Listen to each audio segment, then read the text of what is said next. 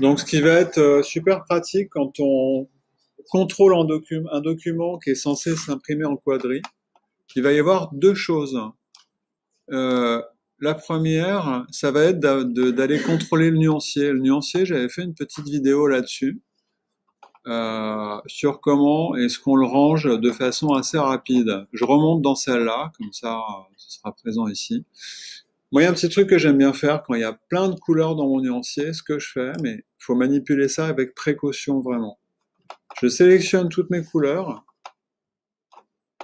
et déjà je vois si je peux les supprimer.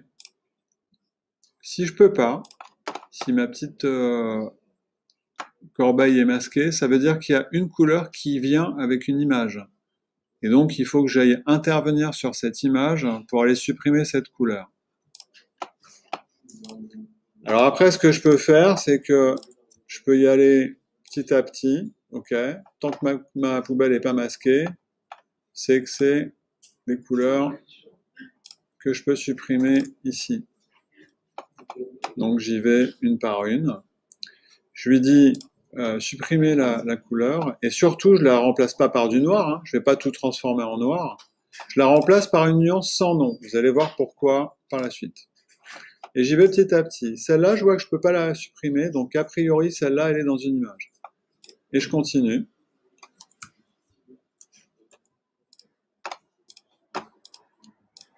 Ok. Et là, de la même façon, poubelle. Bon, il m'a rien demandé. Et ensuite, pour rapatrier toutes les couleurs qui sont utilisées dans le document, dans la palette de nuancier, je vais aller lui demander de m'ajouter les couleurs sans nom. Autrement dit, toutes les couleurs qui sont présentes dans le document, mais qui ne sont pas affichées dans mon nuancier. Et là, l'avantage, c'est qu'il me ramène tout ce qui est présent et il me les nomme correctement par rapport à vraiment comment elles sont formatées. Et là, pour le coup, je m'aperçois que j'ai un bleu qui était nommé avec des valeurs quadri, mais qui en fait est un bleu RVB. Donc là, je vais pouvoir éventuellement venir le modifier, le repasser en quadri, corriger les valeurs, les arrondir. Voilà. Donc déjà, j'ai corrigé mon nuancier, et ça, je pourrais le voir après coup.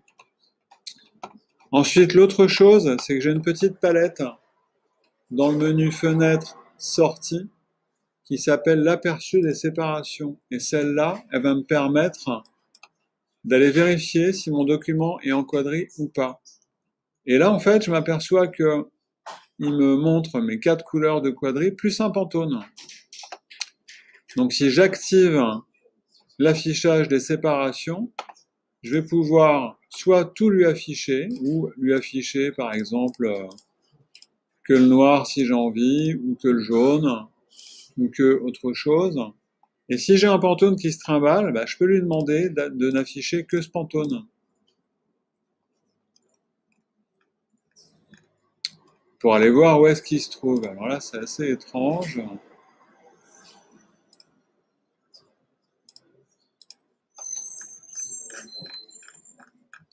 Alors, il est peut-être juste présent dans le nuancier d'une des images, et là, il va falloir que j'aille chercher. Mais en tout cas, cette palette d'aperçu des séparations, elle me permet d'aller voir de quoi est composé mon document. Et de la même façon que le contrôle en amont, je vous engage à la désactiver dès que vous n'en avez plus besoin parce que ça bouffe de la mémoire.